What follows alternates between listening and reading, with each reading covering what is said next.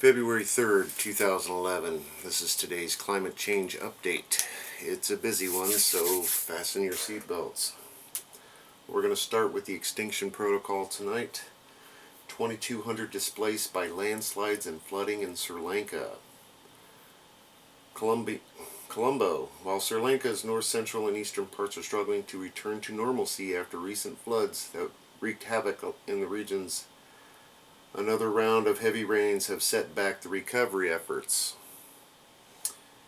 Then they've got a story, instant ice age, Chicago transforms into ice zone during blizzard.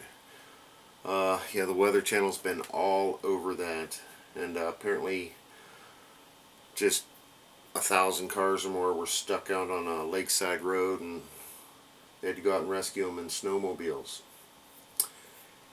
Philippines not getting a break. Heavy rains displaced 250,000 in the Philippines.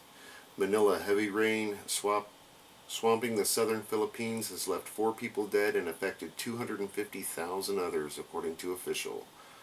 The rains over the past 5 days have flooded entire towns and caused landslides across vast area of the mainly rural south, with more bad weather forecast for the rest of the month. What we are having now is a creeping disaster, the head of the State Weather Service said on Wednesday.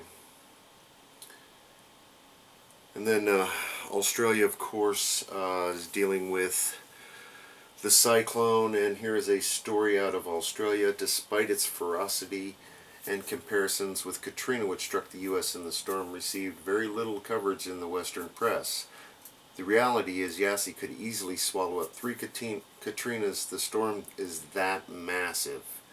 If the storm was layered out over the U.S., it would span from coast to coast. Few realized the magnitude of the monstrosity that was forming off the Australian coast. Cyclone Yasi is not just a once-in-150-year killer-type storm. It's a planetary event. Despite the myriad warnings, many Australians never took the storm warning seriously. At peril now to their own lives, hundreds were turned away from swollen shelters, and many more have tried to ride the storm out in their own homes, which are now being inundated with giant storm surges. Emergency services were swamped with calls from desperate homeowners who stayed behind and now seen waves rushing into their second-story dwellings. They were told to hunker down. A rescue was impossible under such conditions. The Army said, "We expect to be picking up bodies." A reporter from the Daily Mail writes, the scream of the wind is terrifying. I have been warned by the hotel management that I will not be able to remain in my room in case the windows blow in. I will be moved with the rest of the hotel guests and they've evacuated families to a cellar during the night. Added to the eeriness of the fearful wait for the cyclone strikes is the sound of the cyclone warning sirens echoing through the city streets. While I've written of tsunamis and cyclones in the past, it has always been in the aftermath of the disaster. This is the first time I've lived through a cyclone, and it is a terrifying experience. I grew up in Florida, and I've seen a couple of hurricanes, but nothing like this. My heart goes out to you in Australia, lucky enough to be able to watch this video. Scientists are mystified why clouds around polar regions are glowing brighter. We don't know. Talking about the planetary tremors and the geomagnetic storms, and we have an avian virus outbreaks, hundreds of pigeons dying in Geneva, Switzerland. And then over to earthchanges.scott.net. Of course, they have the cyclone story. U.S. Illinois Governor Quinn calls in the National Guard to help with the blizzard here in the United States. The Chicago blizzard story of 2011. Chicago airport's nearly at standstill. They canceled like 3,000 flights or something, or just crazy. It's like the second busiest city in the world, or the airport in the world or something. Then a story, U.S. cities paralyzed ice for the big storm. FEMA was deployed to Connecticut after the icy blast. So yay, Connecticut, you're saved. FEMA is there.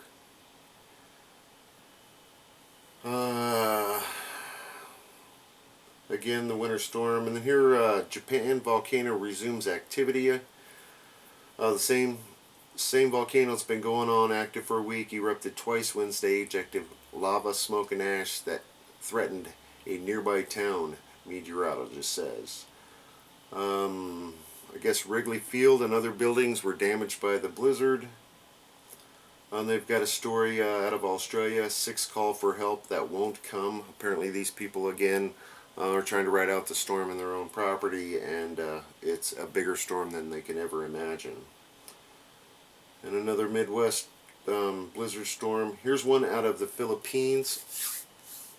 The Taal volcano, Taal, in Batangas showed heightened activity after at least 10 volcanic quakes around it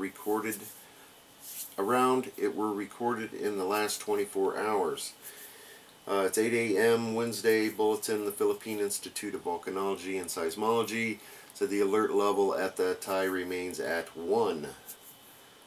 Tai's volcanic status alert level 1 means that a hazardous eruptions is not imminent. However, the public is reminded that the main crater should be strictly off limits due to sudden occurrence of steam explosions and the accumulation of toxic gases, it said. So we got another volcano in the Philippines revving up. And they've got a fear piece, another piece on the Brazilian floods, and they're saying a lot of the damage was due to short-term planning and quick fixes, which all washed away.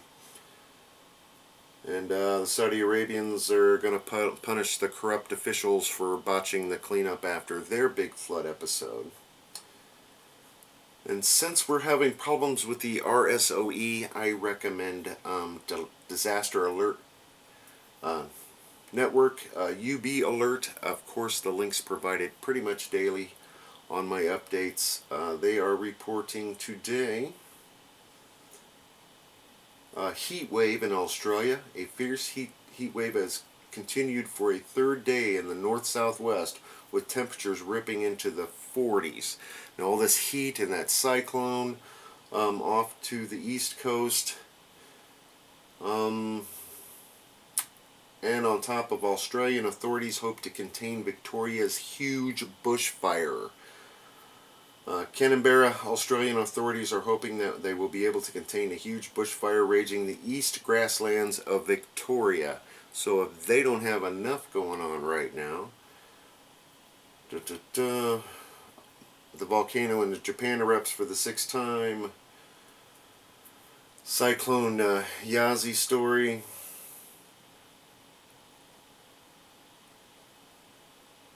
Malaysia sending planes to evacuate students out of Egypt. I know that's not what I normally cover, but Egypt is getting very crazy, if you're following that at all today.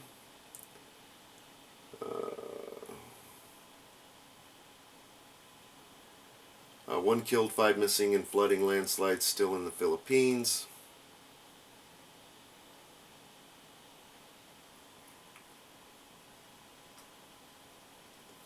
In Madagascar, 960 people affected by heavy rains.